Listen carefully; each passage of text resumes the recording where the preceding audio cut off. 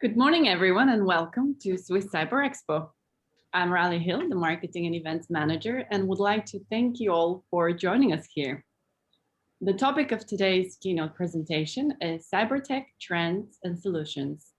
And at the end of the session, we will offer a Q&A where you will be having the opportunity to ask your questions. And now I would like to hand over to Samir Aliyev, the founder and CEO of Swiss Cyber Forum. He will give you a quick overview and introduce the guest speaker of today's session on Cybertech Trends and Solutions. Thank you very much, Radia, and thank you very much for the nice introduction. I would like to welcome you, Allison, and thank you very much for having with us today, having the great presentation, which I have seen already.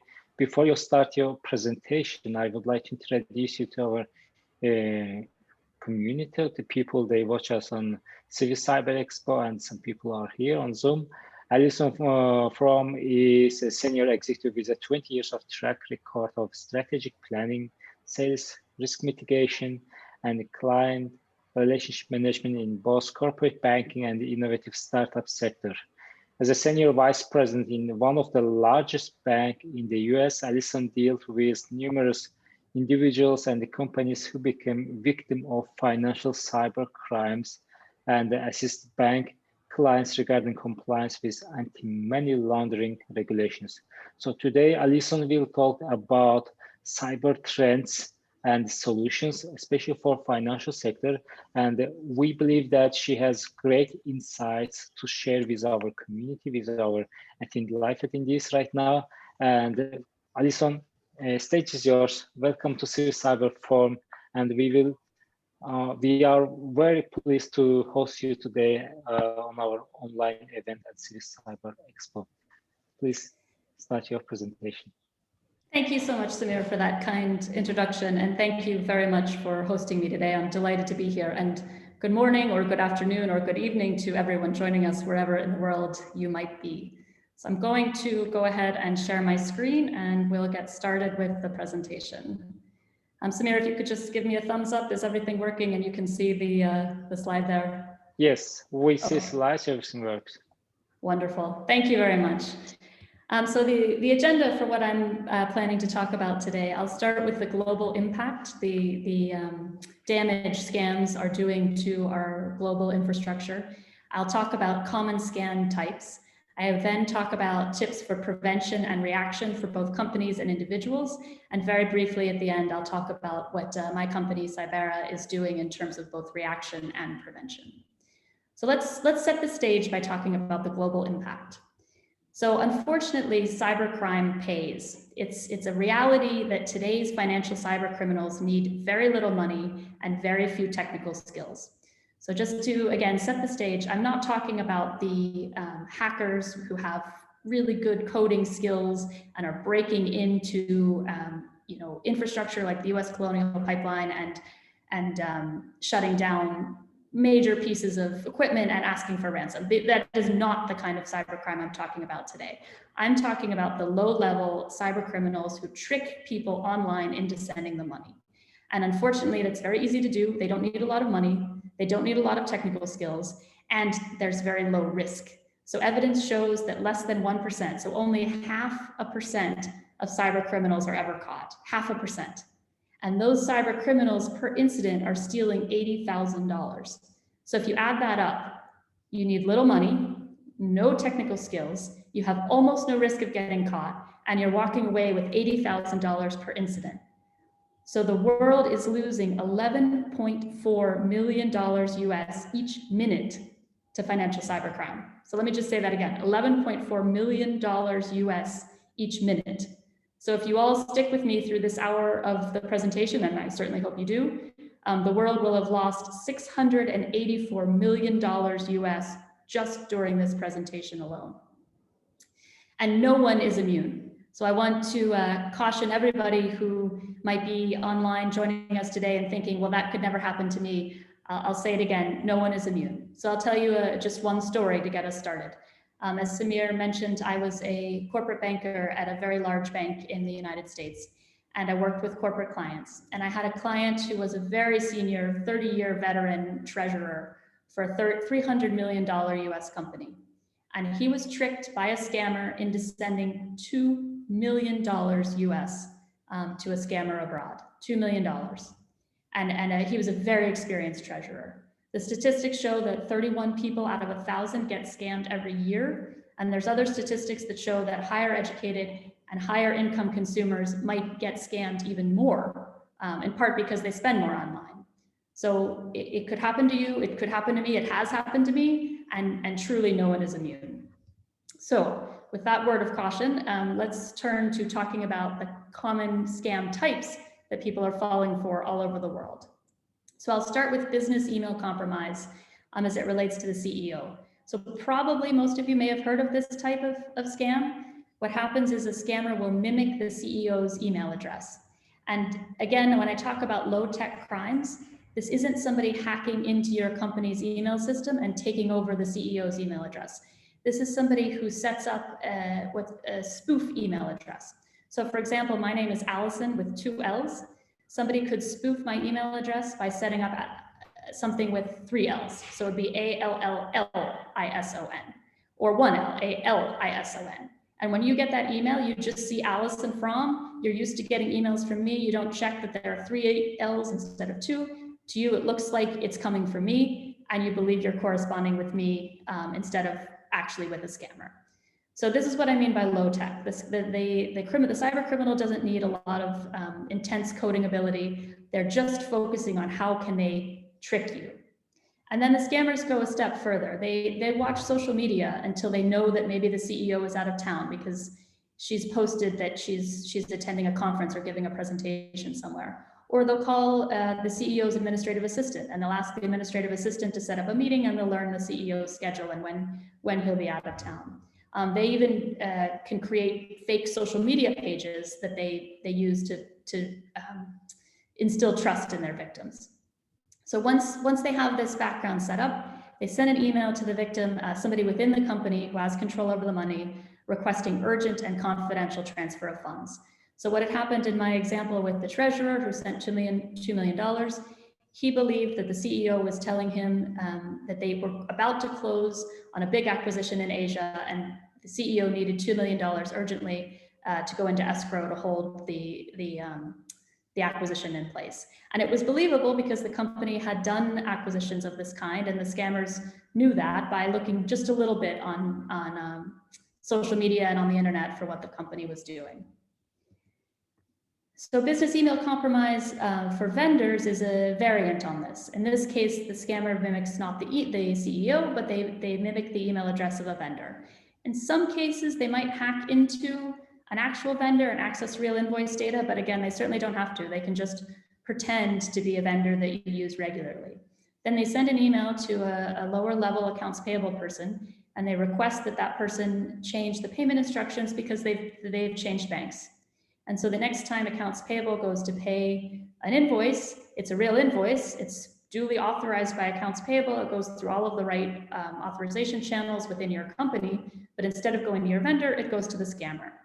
And this one is particularly dangerous because you may not ever realize that you've been scammed, or you may not immediately realize that you've been scammed until days go by or weeks, and your legitimate vendor calls you up and says, "Where's my money?"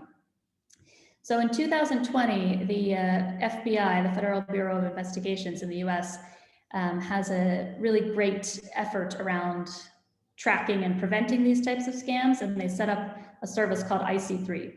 And in 2020, IC3 received 19,369 complaints just related to business email compromise scams, with losses totaling over $1.8 billion US. So I'll just say again, no one's immune. Companies all over, and this is just the US, companies all over the US are getting tricked into sending scammers money.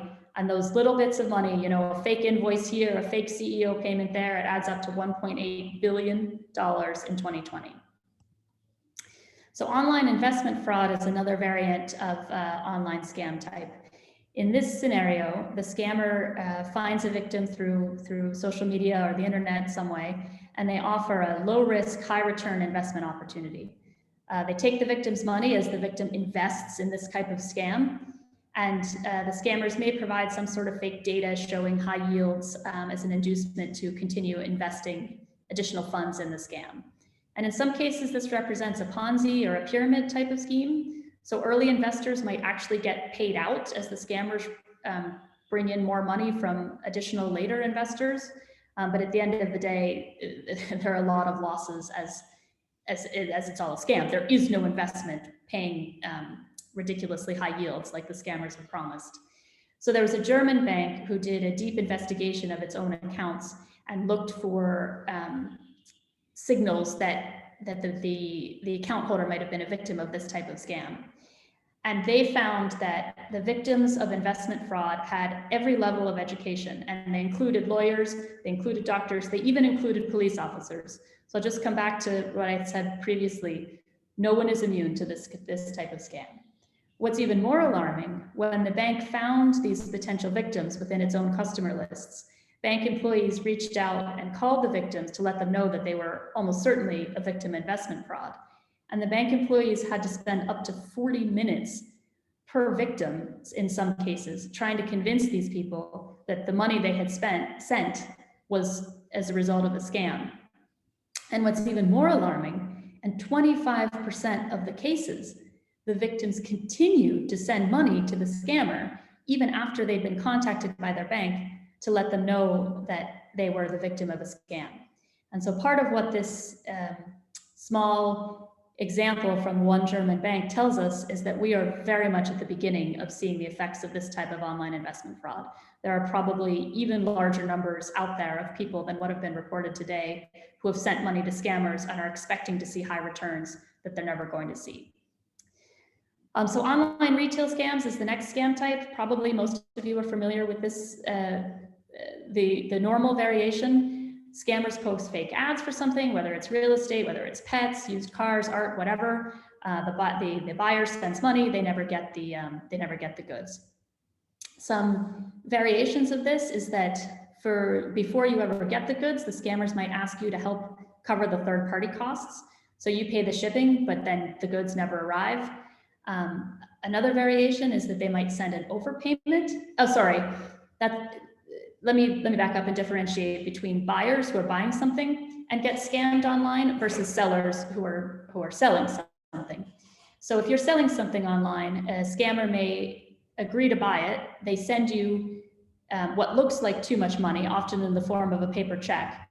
And then they say, oh, that part of that was for shipping. Could you send it back to me to cover the shipping costs? I'll pay the shipper directly.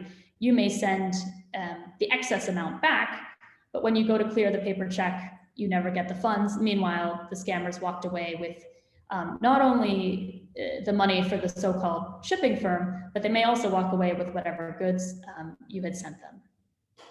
I don't know how many markets in the world use paper checks. This is still a big problem in the US, and I think in the UK as well, probably less so in Europe. But in Australia in 2020, from online retail scams alone, victims lost $5 million. And the victims were evenly split between men and women. And again, all ages were represented, so no one's immune. Romance scams are a really tragic kind of scam. Scammers will create a fake online profile and target victims either through social media or through dating sites. And often they're targeting individuals who are very, very lonely or vulnerable. And I see we have a question. Go ahead, Samir. Alison, I would like to ask about the data in Switzerland. Do you have any insights that the number in Switzerland about the scams? Unfortunately, I don't. So we're just starting to get our arms around as a global community the extent of these types of scams, and different places do different jobs, have different efforts in terms of collecting the numbers at a national level. So unfortunately, because these are low-level crimes and they're often reported to the local police agency, and there isn't always a national effort to share those statistics amongst different police agencies, I unfortunately do not have any national numbers for Switzerland. Australia and the US are two places that are particularly good at collecting national numbers and letting those and sharing those statistics publicly. But I am completely confident that the problem exists to just the same extent in Switzerland as in other parts of the world. I just don't have any numbers for the Swiss national scene the way I do for other markets. But I'll just going back to the retail scam. I was talking to somebody who was Swiss, and we just happened to be talking about Cybera, and he shared with me that the version of the scam that he fell for, he received an email indicating that he had been noticed as an influencer with a big social media following. And this company wanted to give him a free backpack if he would promote it to his following on social media. And he thought, sure, who doesn't want a free backpack? I'd love to do that. If I like it, I'll promote it. So he sent the emailer money for the shipping, which was a low amount, but it was the shipping cost to cover the backpack. And of course, the backpack never arrived. And so that's just one anecdote from Switzerland. And I share it partly to make my point that no one is immune. This is not an undereducated person. This is not an unsophisticated person. This is a person working in the tech industry and very familiar with cybercrime and cybersecurity. And he fell for this scam in Switzerland to send money for shipping for a backpack that never arrived. So to come back to romance scams, in this type of scam, the scammer creates a fake online profile and they target a vulnerable or an elderly person through social media or a dating site. And in this case, they might spend some time, weeks or even months, building up trust and causing the person to think that they're having the romance of a lifetime. And once the person trusts, then the scammer might ask for gifts or assistance, either because suddenly they've had a medical emergency or they've had some trouble with the local police and they're in jail. And sadly, victims will send tens of thousands of dollars to this love of their life, who then eventually they learn never appears. And then not only have they lost money, but their trust has been badly bruised because they thought this person was in love with them. One variation of this is that the scammer will imitate somebody who's very famous and well known and pretend to be that person, because it's very easy to get images online or to look at somebody's Twitter or Facebook or LinkedIn profile and pretend to be that person online. And then that's triply devastating. So the victim loses money, the victim's trust is broken, they're heartbroken. But then also in some cases, they think that it's the famous person who's actually tricked them and betrayed them. And so I know a famous founder of a big cryptocurrency project who has gotten death threats and just violently angry, emotional letters from women who think that he's stolen their life savings, when in fact it was never him, it was somebody pretending to be him. And then another trick that's really awful that the scammers will do, they'll ask the victim to submit intimate photos. And then they'll use those photos to blackmail the victim into sending funds. If they can't trick them, they'll blackmail them. And that last variation on the romance scam is actually called sextortion. So the scammer obtains incriminating videos or photo, either through tricks, they get the victim to send it, or in some cases through hacking, and then they demand blackmail. But what's really sort of interesting and tricky is that they don't even need to actually obtain the photos from the victim. In some cases, they find victims and they just claim to have incriminating photos. And if the person is guilty enough, and if they think that those photos could exist, then they'll go ahead and they'll send the blackmail because they're terrified. And so this gets back to the point that I made at the very beginning. These scammers don't necessarily have high-tech skills. They don't need to hack into people's computers and actually get incriminating photos. They just can pretend to, and people are scared. And not only that, with email, they can send tens of thousands of emails very easily and very quickly to people all over the world. And they may only get one victim who's scared enough to think that they might have incriminating photos. But if they're walking away with $80,000 per incident, that's a good return on sending out a bunch of emails very easily. So technical support scams is another variation. So in this case, the scammers trick victims into providing control of their computer. So you're online and a message pops up saying there's a malware on your computer or you've had a security compromise. We need to take control and fix it immediately. And once the victim gives the scammer control of their computer, either the scammer requests to be paid for this service of fixing the computer, or once they have control of the computer, they steal financial info. They authorize bank transfers to themselves once they have computer access. So returning back to my US statistics, again, apologies that I don't have this detail for Switzerland, but the IC3, the FBI agency, received 15,421 complaints from victims located in 60 different countries around the world for just this type of technical support scam. And the losses amounted to $146 million US, and perhaps even more frighteningly, this was a 171% increase from the prior year. So unfortunately, these scams are not only not going away, but the scammers are discovering what a great return there is on this type of activity, and it's only happening more and more. So the next type of scam is real estate scam. So there are a couple of varieties of this type. Scammers might post a fake ad for a real estate property. Again, they could take a real picture, but it's a fake ad. And then they ask for either a payment for the potential renter to view the property or a deposit to secure the apartment. There's often a feeling of urgency or great demand for the apartment. So send the deposit now or you'll lose it. When somebody is buying a house or a condo or apartment, the scammers can impersonate a title company and provide wire details for a fake escrow account. So you go to close on your new house, your new apartment, you send a wire to who you believe is the attorney or the title company that's handling the sale, but it never gets to the actual seller because you've sent it to a fake site. And perhaps one of the worst, most troubling scams, there have been a lot of borrowers, particularly during times of COVID, who are having trouble making payments on their mortgage. So the scammers can find these people and they offer to help them renegotiate their loan or to work with their bank, of course, for a fee. So the troubled borrower who already doesn't have a lot of money because they're in danger of losing their house, out of desperation, they send money to a scammer.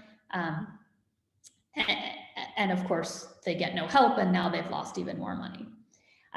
Some statistics about just the rental property type. In the US in 2020, 13,600 victims reported this type of fraud, 13,600. But in 2018, so it's a few years previous, but there was a US rental property company called Apartment List that did a survey of users of its site. And it found that 5.2 million renters in the US had lost more than $1,000. So 5.2 million renters responded to a survey saying they'd lost at least $1,000, but only 13,600, only 13,600 is still a lot, but it's a lot less than 5.2 million, reported the fraud to the police. So the difference between the number of people who are reporting these crimes to the police, which takes a bit of effort and maybe even some, emotional hardship to admit that you've been scammed in this way, versus the people who are quickly responding to a survey, the difference between the 13,600 and the 5.2 million suggests that the magnitude of this problem is way larger than a lot of the numbers that I have shared would suggest. So those numbers by themselves are alarming, but when you think that many, many, many more crimes are going unreported, it's truly staggering how big of a problem this is for our global community. So another kind of scam is betting or gambling scams. So there are two main variations here. Scammers might sell software that guarantees accurate sporting event predictions. So you buy the software, you think you're gonna make big betting on the next sporting event, but of course nobody can actually do that. Or scammers will invite a victim to participate in a betting syndicate. So you pay a fee and then you're supposed to share in the returns when the scammers who have this secret insight win their bets on sporting events. The fees to join those syndicates can be in excess of $15,000 US. And Australia did some surveys to see what types of victims there were. And I was interested to see that, while it is mostly men, women are not immune. There are 30% of the victims were women.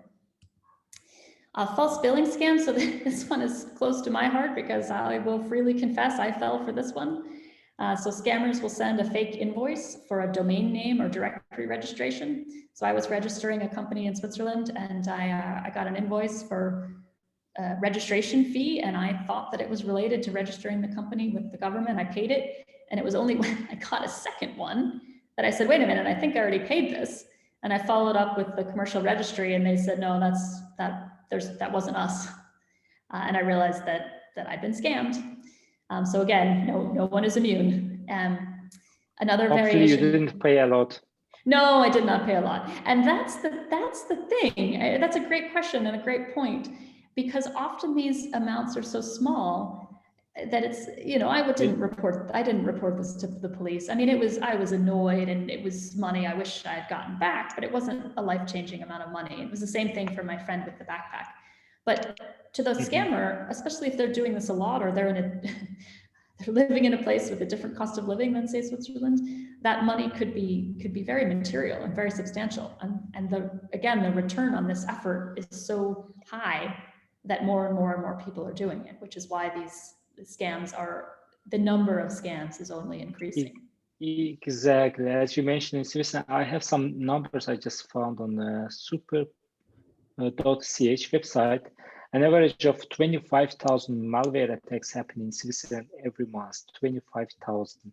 Yeah. And 22% of Swiss internet users have already been attacked by a virus or malware, and 22% of Swiss home computer do not have virus protection installed. That's already a lot. And I believe there are more space to increase awareness, cyber awareness for the community, for the non-technical population of Switzerland. Thank you very much. You can start. I totally agree.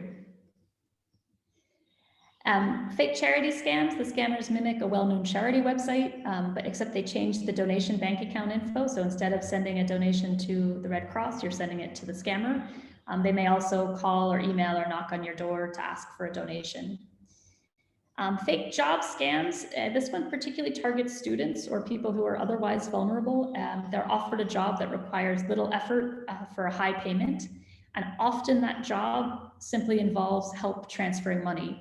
And the student or the victim gets to keep a commission. So the student receives $1 million francs, they send on 999,000, they keep 1,000 francs as the commission, easy money. Except that what they're doing is helping a scammer launder money. And the name for this type of activity is a money mule. The victim becomes a money mule because they're essentially assisting in the money laundering process for a scammer. Sometimes the victims know that what they're doing is illegal and it's money laundering, but often they don't. And the dangerous thing here is that even if you are an unknowing money mule, there can be serious economic and police consequences for you, because it's illegal to launder money, whether you know you're doing it or not. So even if you're unknowingly laundering money, you can face fines and have trouble getting credit in the future because you've participated in money laundering. And then the last thing that I wanted to say about scam types is that COVID-19 has just made the whole problem that much worse. So scammers can impersonate government officials to try to gather personal info, and scammers also sold fake vaccines or trick people to pay more to be added to waiting lists. And then the last thing I wanted to say about COVID-19 is with the massive disruption in the way we're all working and the massive transition into working from home and virtual work and remote work, it's just left that much more room for scammers to engage in these kinds of trickery and manipulation and low-tech crimes that I've just been talking about. Okay, so that's the bad news. The scams are out there. No one is immune. Everyone is falling for them. What can you do? So let's start with tips for prevention for companies. First thing, and it goes without saying, but it's worth repeating just over and over and over again, personal connections are key. Even in this digital world, this working from home, working remotely world, for any financial transaction, confirm the details in person with a known contact. For any financial transaction, pick up the phone, talk to somebody that you know, confirm through some sort of offline channel. And that culture of caution and connection, that starts at the very top of the company. It's, it's worth repeating this message to owners and to the C-suite and to senior management that personal connections are key. And financial policies help. So rigid policies and procedures for how financial transactions within companies have to take place are important, because the scammers may not know those policies, and if you have to follow the same policy every time, it may help your company avoid a financial analyst releasing funds that they weren't supposed to. And similarly for a company, limit the number of people authorized to release funds, because again, the fewer the people who have access to funds, the less likelihood the scammers are to find that person. And then consider separating the ability to authorize a transaction from the requirement to approve a transaction, which is also just good accounting practice to segregate duties. And just coming back to the business email compromise scam type that I talked about early on, where a scammer tricks an accounts payable accountant into changing payment instructions, a simple policy where every accounts payable or every accounting employee knows that there's an offline form that has to be verified with your contact at the vendor in order to change payment instructions, a simple policy that everybody follows every time and confirms those payment instructions offline. That's the kind of simple change that can help to eliminate these kinds of scams. And I'll just say again, as a banker, I was the contact person for a lot of companies who had suffered this type of scam because their accounting team had released the payment through my bank, and then they were calling the bank to say, what can you do, because we've been scammed. So again, a simple policy where you confirm payment details offline is essential. And then just coming back to the theme of education, educate everyone. Provide training to everyone, including senior management, about these scams and the importance of policies and personal connections, and instill a culture of caution and resist acting too quickly. I know we all live in a modern, fast-paced, demanding world, and it's easy to send an email or to quickly send a payment just to get it done, to get it off your list. Like, I just wanted to pay that registration fee and be done with it. But try to instill a culture of caution in your companies to avoid acting too quickly and confirming and do confirm things offline. So email safety, malicious emails are still the #1 point for cyber attacks. So one trick is coming back to the idea that an email might be spoofed. So you might think you're getting an email from your CEO, or you might think it's Allison, but it's actually a scammer who's created an email that looks very much like mine. So rather than replying, just get in the habit of forwarding and pull in the recipient's address from your own directory. Another tip, and I'm a little hesitant about this one. I see a lot of companies creating an alert that lets you know that it's an email from outside of your organization. That trick works particularly well for employees who mostly email only within their own organization. I get a lot of emails from outside the organization, so I just immediately ignore that warning, and it's not meaningful for me anymore. Phishing training. So phishing is when a scammer sends you a link to click on, but it's a fake link, and they download some of that malicious hardware that Samir was talking about earlier.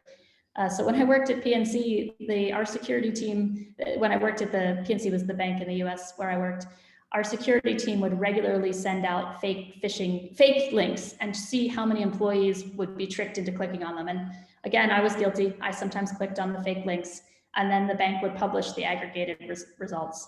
And then a good thing to do is to have a report phishing button on your email system. So train employees to be aware that scammers might be trying to phish for details and send links that aren't real. And if an employee gets an email that they think is phishing, they can just click one button and it gets sent to the security side of the house. So hardware solutions, Again, just going back to Samir's point about malware and virus infections on your computer. Again, this is a little bit different than the trickery that I've been talking about through most of the presentation, but of course that's a common cyber vulnerability that's out there as well. And so from a hardware perspective, one trick to combat that threat is if you make a lot of financial transactions, have a dedicated computer that you only use for financial transactions. So nobody's using email on that computer, nobody's surfing the internet on that computer. There's one computer that you only use to connect to your bank account and send transactions. And along those lines, it might be worth thinking about policies regarding employees' use of their own devices at work. So just as an example, when I worked at the bank, I was never allowed to plug my iPhone, my own personal iPhone, into my computer to charge it, because that might have been a way for a virus to get off of my computer and off of my iPhone and onto my work computer. It's funny in this era of COVID virus transmission to remember that we also need to be cautious in terms of computer virus transmission. So just a couple of other quick solutions. Explore cybersecurity options in advance. What coverage does your existing policy have for cybersecurity incidents? And if none, it's worth investigating what it might cost. And then this is a really critical one. Learn your bank's processes in advance for reporting frauds and scams, so you know what to do when, because unfortunately it is when you're scammed. And then develop an incident response playbook and practice responses to common scenarios in advance of when you ever need to use them. So very quickly, a couple of tips for prevention for individuals. Don't trust anyone online. It sounds trite, but unfortunately it's something we all need to be reminded of all the time. So there's so many tools out there. Research individuals and companies, use Google searches, use image searches. TinEye is a great tool as well. You can do a reverse image search. So you put a picture into TinEye, it tells you where else it's been used. So for fake real estate scams or for fake investment scams, a lot of times they take a real listing or a real brochure and they just change the logo and the payment instructions. So if you put that into TinEye, you might be able to see where else that image has been used. And don't trust ads just because they appear on Facebook or in your local newspaper online. Scammers can pay for ads in those places just the same way that anyone else can. And then use caution when sending money. Don't ever send money for someone else. I was talking about money mules. If you're sending money for somebody else, it could be money laundering, even if you're unaware of it. And then just one note about cryptocurrency. I happen to be a big supporter of cryptocurrency. I think the technology is wonderful, but transfers are irrevocable. You can't get them back. Consumer protection mechanisms are really lacking. And because the technology is new and because there's so many stories of people making money, the scams are just absolutely rampant. And so, yes, I think cryptocurrency is great, but be very, very careful when you're sending cryptocurrency. Okay, so what about reaction? What do you do when you've been scammed? Because again, it's gonna happen. It's a question of when. Speed is key. So coming back to my story that I started with, the treasurer who sent $2 million to a scammer, we actually at the bank managed to get his money back, mostly through luck. He realized very quickly that it was a scam because he happened to copy the CFO, and the CFO knew that there was no acquisition that was happening. He called the bank immediately. He called me, and my contribution to the whole story was that I was not in the office and was not available because I wasn't the right person. I had no idea what to do with that information, but he got to the right person in the bank, and the bank was able to track down the wire and stop it in process. So speed is key. Contact your bank right away, and even better if you already know the right person in your bank to contact when you have a scam. And by the way, that was a wake-up call for me. I learned as a banker what to tell clients to do when they contacted me going forward. Because the bank can attempt to recall the funds on the SWIFT system, or can attempt a reversal from the scammer's financial institution. It's not likely you'll get your money back, but the faster you try, the more likelihood you'll have. Also involve local law enforcement. File a report with your local law enforcement agency. You might need to visit them in person. Keep all of the documentation and provide provide the police with bank account info, emails, invoices, etc. Even if you think it's been so long since the scam happened before you discovered it that there's no likelihood of getting it back, it can still help to file a police report for the police to have that information. Unfortunately, in our modern world, the jurisdiction of the victim is almost certainly a different jurisdiction than the fraudster. And same thing with the bank.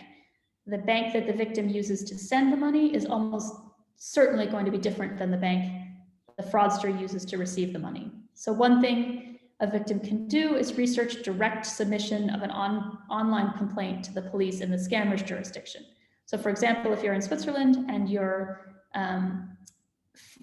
funds went to a scammer in the US, you know it was a US bank account, you can file a complaint online with the US FBI through the IC3 service that I've mentioned previously.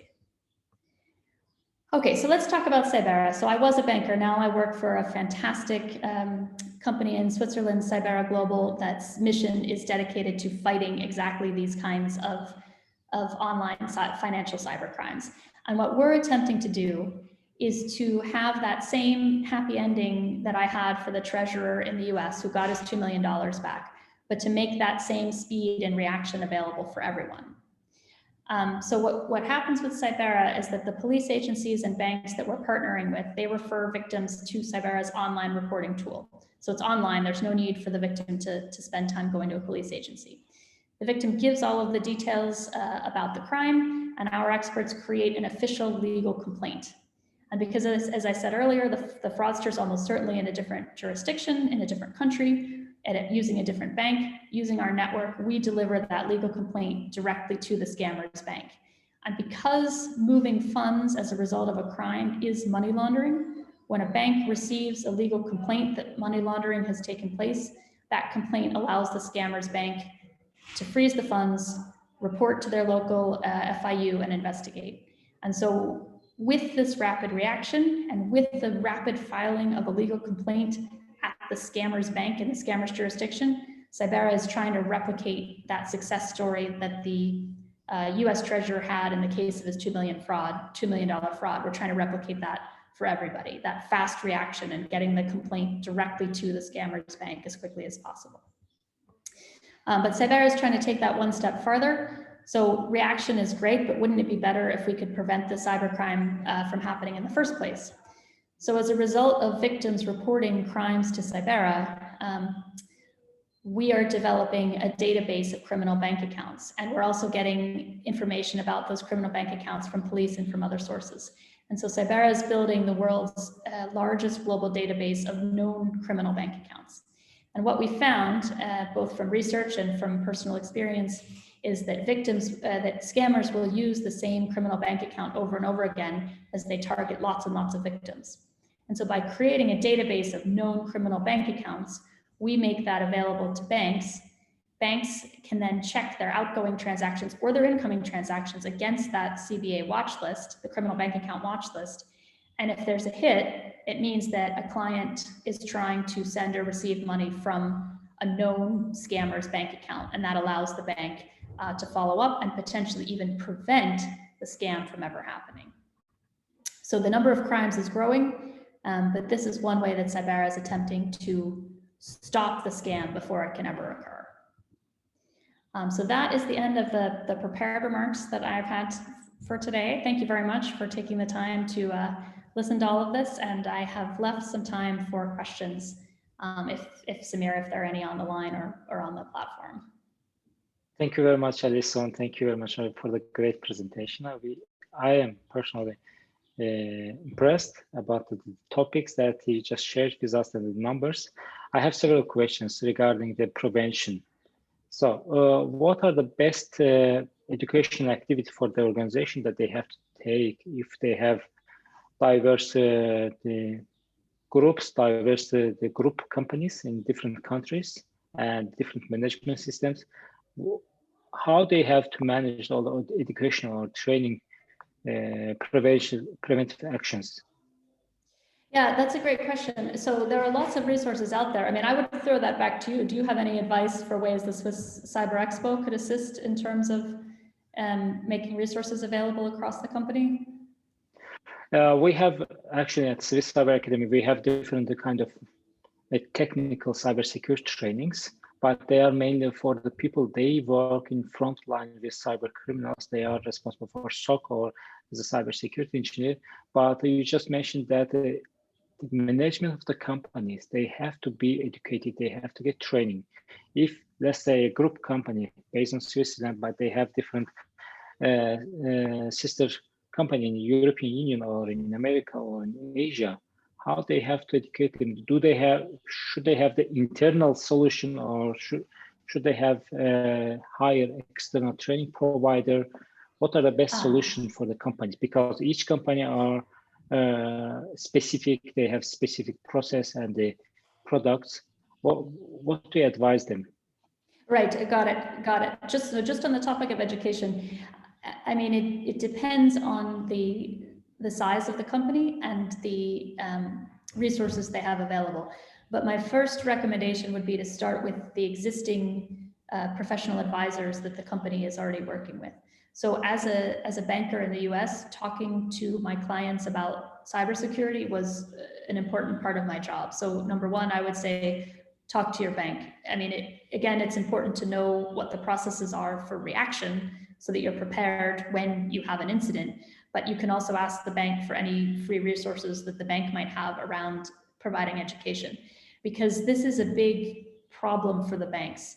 So on the one hand, if a company properly authorizes a transaction and sends money through their bank to a fraudster, it's not really the bank's fault. It's not like the bank was hacked. It's not like anybody broke the authentication or authorization protocols or procedures or hacked into the bank. They tricked the company into properly authorizing the transaction. So I like to joke, why bother robbing a bank and taking all that risk if you can just trick somebody into sending the money to you instead? But even though the banks don't necessarily have responsibility, and actually in some markets they're starting to, the UK is exploring some legislation that would actually make banks more responsible for this type of fraud. But it's still a big problem for banks because companies are calling their banks devastated and upset and angry and looking for the bank to help them get their money back. So even when the bank isn't at fault, the bank has a big problem to try to respond and react and to help the victims, to provide better customer service and limit the potential for even litigation. So that's a long-winded way of saying the bank really cares about, most banks care about these types of issues. And so one great place to get educational resources for different levels of the company is to start with your bank and ask them what kind of resources they already have available. Step two would be to go to your existing insurance provider. So again, there's cybersecurity coverage, and it's probably good to know in advance if you have it or not. But insurance companies are increasingly similarly concerned about this type of activity and are also creating resources and training and educational materials that can be provided. Step three would be to go to your existing legal providers who are helping you with whatever contract law or patents or whatever you're using law firms for already. They may well have information and resources that they can make available, either, hopefully free, because who doesn't like things that are free, or for a cost. And then step four would be, depending on the size of your organization, I think that the police agencies, certainly in Switzerland, I know, are very concerned about this type of crime, but I'm sure they are in other parts of the world as well. And it might be worth a comment, or a call, just to familiarize yourself again with what is the policy or the procedure to report this kind of crime, but do they have any information or resources or training that they could make available? So that's Thank you very much, Allison. Thank you very much for the great answer as well. So how do you see the future of cybersecurity in Switzerland within 5 years, the best scenario and the worst scenario? Oh boy.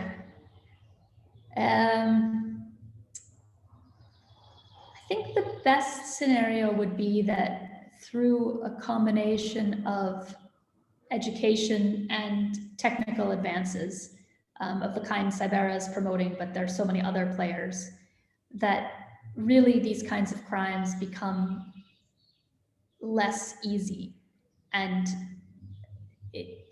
the numbers just drop substantially. And so fewer and fewer and fewer people are being tricked. And so we've gotten better as a society at prevention, at reaction, at detection and education. And so 5 years from now, we don't have to have a seminar on the types of scams and the number of people who are being scammed, because the crimes have really just disappeared. That would be the best case scenario.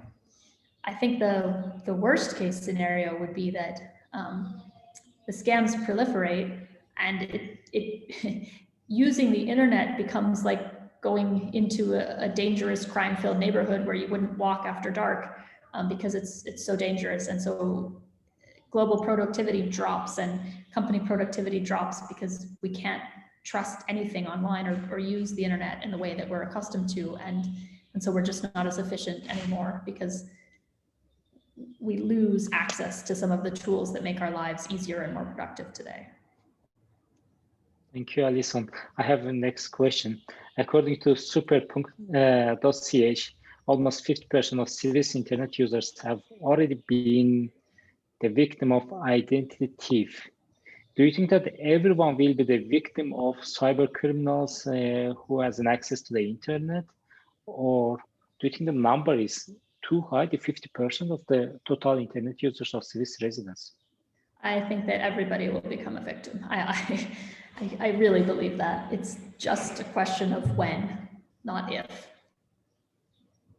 Just a question of when. That's great answer. So I would like to thank you. I would like to thank you for the great presentation, for your time, and great answers to the questions. And we are pleased to host you, and hopefully we will see you again. This is the end of our event. And if you have any question to our audience, you can always send your question via platform. We can communicate to Allison, and your session is recorded. It will be available on our platform.